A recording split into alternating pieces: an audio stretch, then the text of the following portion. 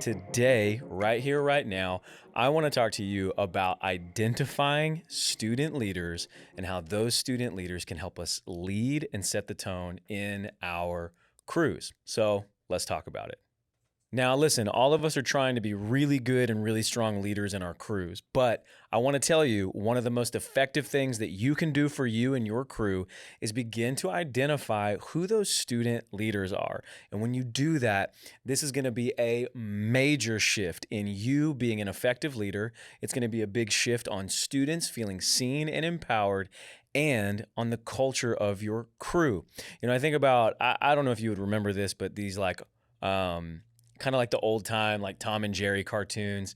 I feel like I remember a season of cartoons where there was always like a parody of like a one-man band, and it was a person or a character, and they would have like a big drum in the front, and they'd be playing a harmonica, and their foot would be tapping a cymbal, and they would have like 15 different things going on trying to be a one-man band.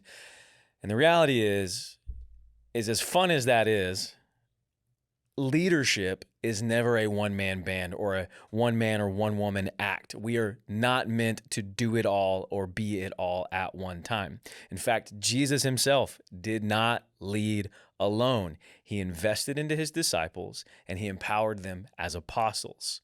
He expanded his influence and his kingdom through other people. He called them out and he called them higher. All right, so let's talk about why identifying student leaders matters. Now, Jesus could have done everything himself, but instead, he met us in our own world, in our own messes, and he chose to pour into us. This guy took tax collectors and fishermen and turned them into world changers. Now, we don't want our students to just be observers and consumers of ministry. We want them to become owners and influencers of ministry. I think about what Paul told Timothy in 1 Timothy 4:12. Many of you may even know this or recognize this verse. He says, "Don't let anyone think less of you because you are young." But what?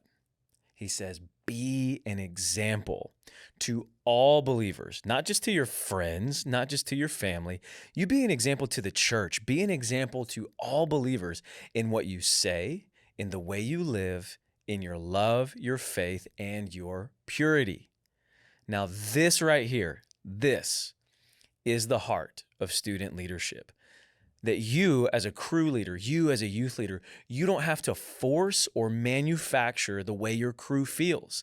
That our student leaders, they can be the ones who are setting the tone, they are setting the example, and they are creating the atmosphere, which is a huge win for you as a leader.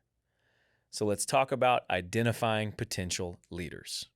What is it that we are looking for in student leaders? Well, 5 simple things that we try to look for in a student leader, at least 5 good places to start. Number 1 is consistency. Is this a consistent student? Do they show up regularly to our youth nights and to our crew nights?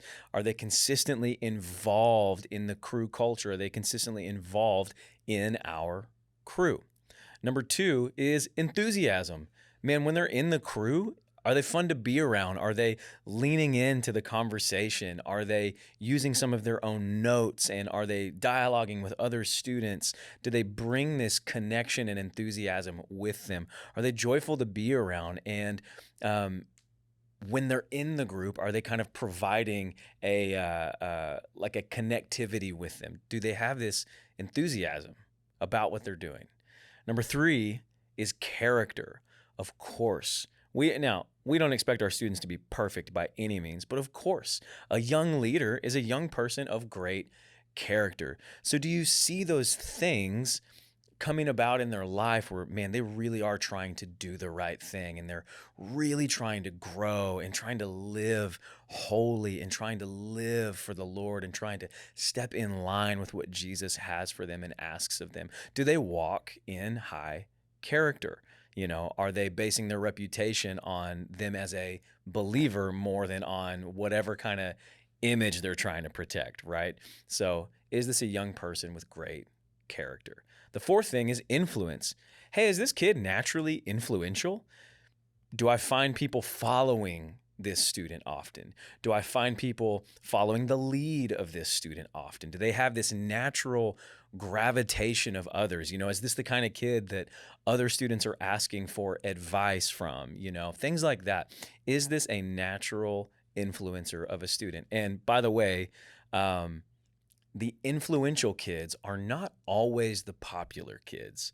Sometimes the most influential students are the ones you wouldn't assume it from, but they're those unashamed, don't care about anything else other than Jesus and loving him. Sometimes it's even some weird kids end up becoming the most influential ones. And so does this kid have a natural influence? The last one, the fifth one, is do they have a servant's heart? Do they have this ability to not see themselves as the main character all the time, but to see that, hey, everything we're doing here, this doesn't just impact me, it impacts others.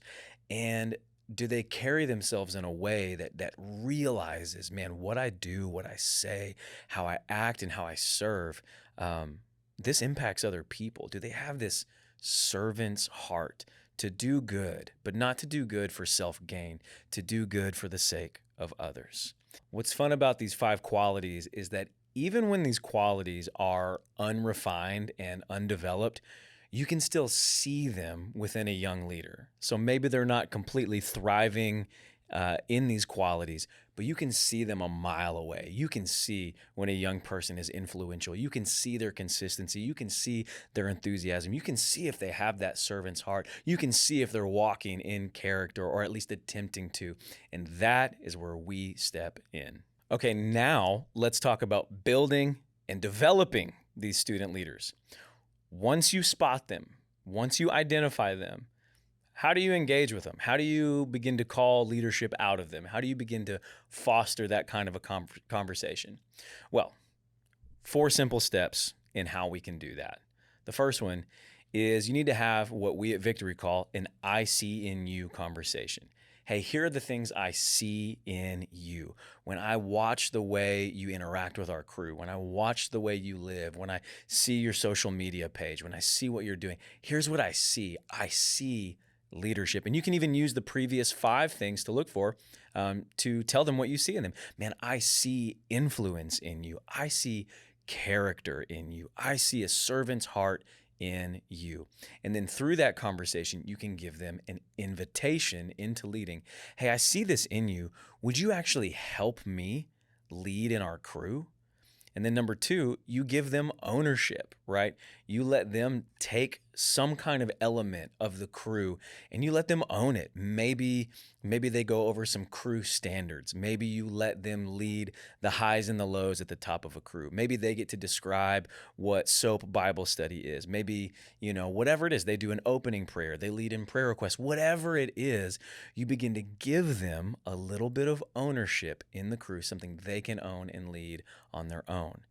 Third thing is you model how to lead. You need to let them see you lead, not just watch you as a consumer, but they need to know how you do what you do and why you do what you do. Another term we use here at Victory is hero making. This is really that hero making process and it's like letting them behind the curtain a little bit. Hey, whenever we do this, this is why I do what I do. This is how I do what I do. And so model to them how to lead so that one day they can begin to reproduce those same things that you are doing. And the fourth thing is to make sure, look, we know they're not going to be perfect. And we know it's not going to go 10 out of 10. We know students can be flaky. We know that these moments can sometimes be awkward or they can flop. I've got plenty of stories of trying to give students opportunities and it didn't go as good as we thought it was going to. And that's okay because we're in developmental work. So the fourth thing is make sure that you correct and guide with encouragement and grace. We want to make sure that we take these students and we protect what God's doing in them. So we give them praise publicly, but we correct privately. Now, I'm not saying don't correct and guide them. I'm just saying be mindful for how you do it and when you do it, and always lead with encouragement and grace. I think you'll really, really like how you'll start to see students begin to set the tone. Here's how they set the tone. When students lead, your group changes. Student leaders really do shape the atmosphere. They help you build a culture of engagement, belonging, and faith. And when a student leans in, others lean in. It's so much different than just us leading something by ourselves.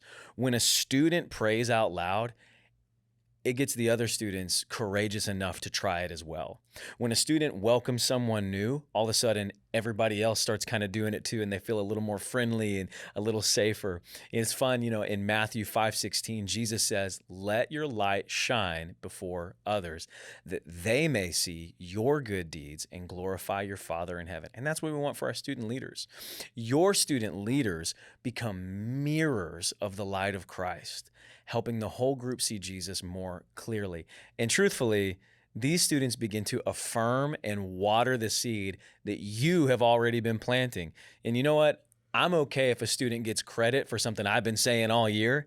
It's okay if they say it and it changes everything for the crew, because that's what matters. And so they are going to be this new voice of influence in your crew. All right, lastly, this is your challenge. If you're still with me, if you're still watching this, I want to challenge you right here, right now.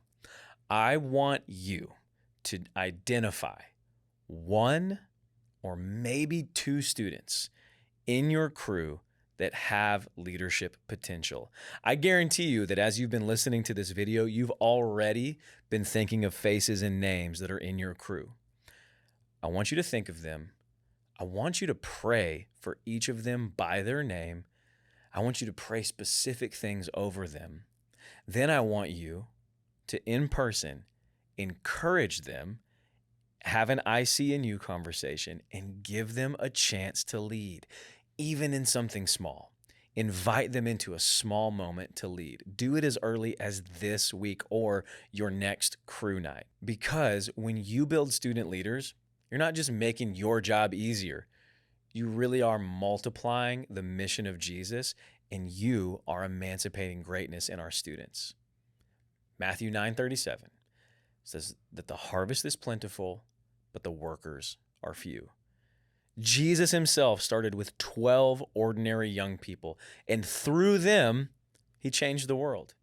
So imagine what could happen if you started with just one student leader.